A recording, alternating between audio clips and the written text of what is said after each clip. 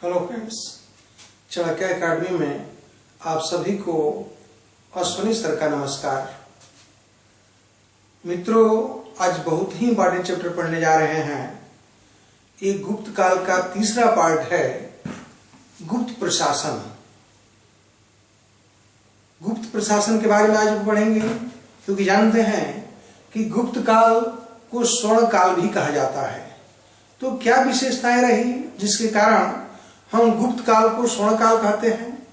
तो सबसे पहले देखेंगे गुप्तों का प्रशासन।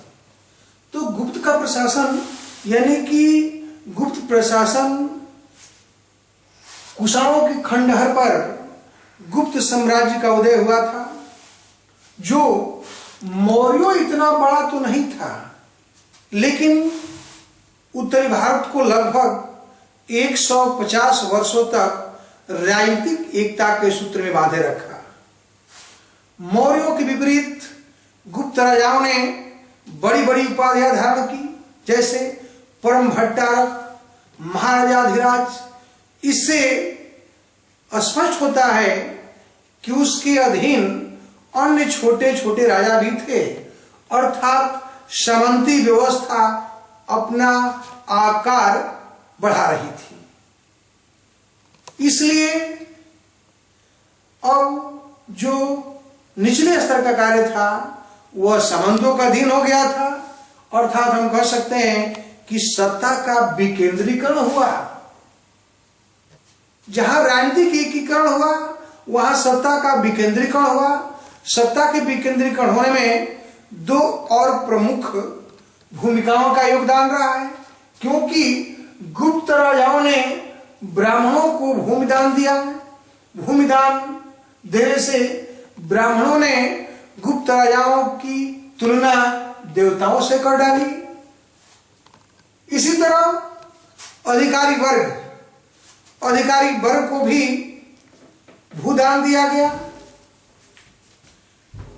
यद्यपि भूदान देने से कृषि का विस्तार हुआ, लेकिन ये भू राजस्व सुनने का अधिकार तथा साथ ही वहां प्रशासन करने का अधिकार देने से सत्ता का विकेंद्रीकरण हुआ, अर्थात गुप्त राजाओं का अधिकांश कार्य अपने माताओं के तहत होने लगा था। कुमारामात्य सबसे बड़ा अधिकारी होता था। कई विभाग थे, विभागों को अधिकरण कहा गया है। अधिकारियों का पद वंशानुगत हो गया। उन्हें वेतन के रूप में नगद से ज्यादा भूमिदान दी जाने लगी थी, अर्थात सत्ता का विकेंद्रीकरण हुआ था। गुप्त साम्राज्य को देश, अवनी या भुक्ति में बांटा गया है। सीमांत प्रदेशों का शासक गुप्ता कहलाता था। देश या अवनी या भुक्ति को विषय में बांटा गया था, जो विषयपति का अधीन था। विषयपति को कुमारा मात्र भी कहा जाता था। इसका एक अपना स्वयं का कार्यालय था, जो पुस्तपाल का अधीन था।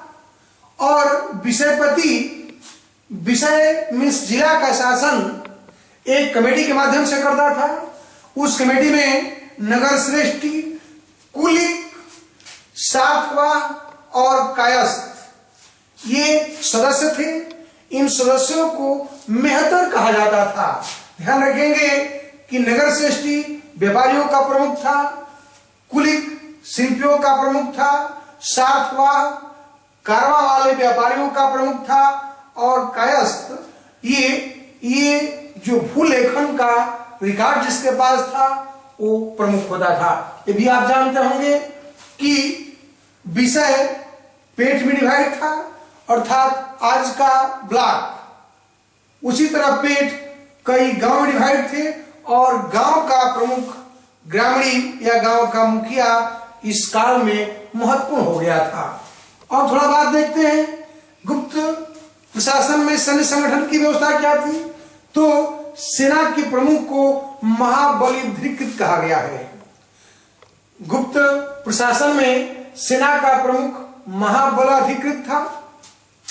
यद्यपि उनके लेखों में, साहित्यों में चतुरंगणी सेना का उल्लेख है, गज सेना, अश्व सेना, रथ सेना, पैदल सेना, लेकिन उनकी शक्ति का आधार मुख्यतः अश्व सेना ही थी। इसी तरह न्यायिक व्यवस्था मौर्य काल में पहली बार फौजदारी और दीवानी कानूनों की व्याख्या पृथक की गई। ये कई बार प्रश्न पूछा गया है कि किस काल में दीवानी और फौजदारी कानून पृथक किए गए थे, तो ये गुप्त काल में ही अलग इनकी व्याख्या की गई। जहां तक न्याय व्यवस्था की बात है, तो न्याय व्यवस्था में पूर्णतः वर्ण भेद बना रहा। वर्ण के अनुसार न्याय मिलता था। आप जानते होंगे कि ब्राह्मण, क्षत्रिय, वैश्य और शूद्र की तुला ब्राह्मण की तुला से, क्षत्रिय की अग्नि से, वैश्य की जल से और शूद्र के बीज से की गई है। अर्थात अगर उस पर आरोप है शूद्र पर, तो विष खिलाया जाएगा, तो अगर सही होगा तो जीवित रहेगा, वरना मर जाएगा। देखें वर्ण भेद की व्यवस्था क्या थी जो तत्कालीन स्मृति में उस समय थी। यद्यपि चीनी यात्री फायान कहता है कि मृदु व्यवस्था कठोर थी, न्यायिक व्यवस्था गुप्त काल में मृदु थी, मृदुदंड नहीं दिया जाता था, लेकिन शारीरिक यातनाएं दी जाती थी। उसी तरह गुप्त काल के भू व्यवस्था का बात करेंगे। भू व्यवस्था तो अमर सिंह की रचना अमर कोश है। अमर कोश में 12 प्रकार की भूमियों का उल्लेख है, जैसे क्षेत्र जो कृषि भूमि थी, वास्तु जो आवासीय भूमि थी, अग्रहार जो ब्राह्मणों को दान में दी गई भूमि थी, इसको अग्रहार कहते हैं। उसी प्रकार भूमि की कई कोटियां हुआ करती थी। भूमि को मापने का जो मूलभूत इकाई थी वह नड़ था। नड़ों में भूमि मापी जाती थी। नड़ों, जिसको सरकंडा कहा गया है, लगभग 6 हाथ के होते थे, जिसे आज कट्ठा होता है। उसी तरह नड़ों के अलावा जो अन्य इकाइयां थी उसको बोलते हैं आठवा, द्रोणवा, कुल्यवा। इन तीनों में आपस में 1 संबंधी 8 संबंधी 32 का अनुपात हुआ करता था। आप ध्यान देंगे कि भू राजस्व सामान्यतः 1/4 से 1/6 नगद या अन्न के रूप में लिया जाता था। भू राजस्व के बारे में उल्लेख है भोग, भाग तथा कर। भोग राजा आदि को दिया गया फल फूल का उपहार है, जबकि भाग मुख्यतः भू राजस्व कर था। ये भाग भी 2 प्रकार का था। एक था उद्रंग कर और दूसरा था ऊपरी कर। उद्रंग कर अस्थायी किसानों से लिया जाता था, जबकि ऊपरी कर अस्थायी किसानों से लिया जाता था। ध्यान रखेंगे कि ध्रुवाधिकरण नामक अधिकारी इन करों का संग्रह करता था। इसी प्रकार कुछ अधिकारी हुआ करते थे। सौल्किक जो सीमा शुल्क के प्रमुख थे, गौलमिक जो वनों से होने वाले आय के प्रमुख कोषाध्यक्ष थे। ध्यान रखेंगे कि हमको मुख्यतः पढ़ना है कि उस काल की सामाजिक व्यवस्था क्या थी। इस काल में वर्ण व्यवस्था पूर्ण रूप में प्रतिष्ठित हो चुकी थी, लेकिन जाति व्यवस्था की जटिलता उतनी नहीं थी जितना परवर्ती कालों में देखने को मिलती है। इस समय ब्राह्मणों ने गुप्त शासकों को क्षत्रिय का दर्जा दिया, हुणों को भी द्वितीय क्षत्रिय का दर्जा दिया गया और यह दर्जा देकर वह विशेषाधिकार प्राप्त वर्ग बन गया। विशेषकर शूद्रों की स्थिति में इस काल में सुधार हुआ। उन्हें कुछ घरेलू अनुष्ठान, वेद वगैरह के सुनने का अधिकार दिया गया। इससे ब्राह्मणों को दक्षिणा में अवश्य वृद्धि हुई होगी, इससे इनकार नहीं किया जा सकता। और कायस्थ कायस्थ कायस्थ एक नया वर्ग, कायस्थ एक नई जात के रूप में पहली बार सामने आई, क्योंकि भूमिदान जो दिया जा रहा था उनका रिकॉर्ड रखने वाला एक कायस्थ था। और कायस्थों का प्रश्न पूछा गया है कि प्रथम उल्लेख कहां हुआ है, तो कायस्थों का प्रथम उल्लेख याज्ञवल्क्य की स्मृति में हुआ है। ध्यान देंगे कि शूद्रों की स्थिति में सुधार हुआ, इसीलिए 7वीं सदी में ये शूद्रों की पहचान ये मुख्यतः ह्वेनसांग जैसे यात्री कृषकों के रूप में करता है, अर्थात भारी संख्या में अब शूद्र कृषि कार्यों में लग गए थे, क्योंकि कृषि का विस्तार हो रहा था। लेकिन इस काल में अछूतों की संख्या में भारी वृद्धि हुई, उसका कारण ये प्रतिलोम विवाह था। इनकी संख्या वृद्धि को देखते हुए ही फाह्यान इनकी तरफ बरबस आकृष्ट हुआ। वो कहता है कि अछूतों के स्पर्श से सड़कें अपवित्र हो जाती थी और वे नगर के बाहर आते थे। जब नगर में प्रवेश करते थे तो डुग्गी बजा के प्रवेश करते थे। उसी तरह उस काल में स्त्रियों की यद्यपि कला तथा साहित्य में आदर्शमय चित्रण हुआ है, लेकिन बाल विवाह, बहुविवाह, सती प्रथा, उपनयन संस्कार प्रतिबंध से उनकी स्थिति खराब रही, दयनीय रही, क्योंकि पितृस्थापक समाज में ये स्त्री निजी संपत्ति समझी जाने लगी। इन्हें इस लोक के साथ साथ परलोक में भी साथ देने का इनसे आशा की जाने लगी। और उसी का उल्लेख है सती प्रथा। हम पढ़ चुके हैं कि सती प्रथा का प्रथम अभिलेखी साक्ष्य ये एरण अभिलेख मध्य प्रदेश के सागर डिस्ट्रिक्ट में एरण अभिलेख से मिलता है। दास प्रथा, दास की स्थिति में सुधार हुआ, लेकिन दासों की संख्या में वृद्धि भी हुई। और पहली बार ये दास मुक्ति का प्रावधान नारद स्मृति में हुआ है। कई बार प्रश्न पूछा गया है। नारद स्मृति में 7 प्रकार के दासों का उल्लेख है, जबकि मनुष्य स्मृति में 15 प्रकार के दास बताए गए हैं। ये नाग के साथ साथ कात्यायन और बृहस्पति इन दासों के प्रति उदार व्यवहार करते हैं। तो दास मुक्ति का पहला उल्लेख नारद स्मृति में हुआ है। आगे देखते हैं धार्मिक की स्थिति। अब जानते हैं कि गुप्त काल ब्राह्मण धर्म का पुनरुत्थान काल था।